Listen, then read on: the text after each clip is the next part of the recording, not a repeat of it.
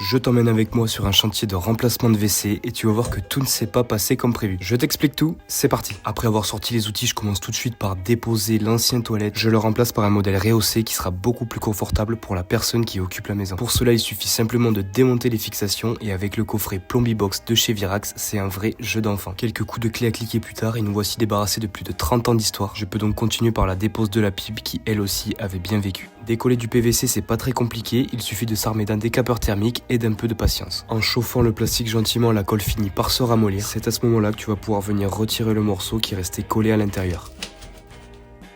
Étant donné qu'on est sur un modèle de toilette rehaussé, je dois faire une petite modification sur le réseau d'alimentation de la cuve. En principe, ce n'est rien de bien compliqué pour un plombier, mais celle-ci, elle m'en a fait baver.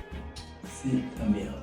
Et oui, j'ai commis une petite erreur lors de la préparation de ma pièce. Je n'ai pas pris le temps de nettoyer correctement l'ancien tuyau en cuivre qui avait été peint. Des résidus de peinture sont venus polluer la brasure et ceci s'est soldé par une petite fuite. Si je chope le peintre qui a fait ça, bon au final rien de grave, j'ai juste perdu un peu de temps. C'est toujours ralent de refaire des choses qu'on a déjà faites, mais bon, ça fait partie du jeu. Une fois le problème résolu, il ne me restait plus qu'à fixer solidement le WC au sol et à monter la battante. Et voilà, le chantier est terminé. Si tu aimerais que je revienne en détail sur certaines étapes de l'installation, n'hésite pas à me le dire en commentaire et moi je te dis à la prochaine dans une nouvelle vidéo.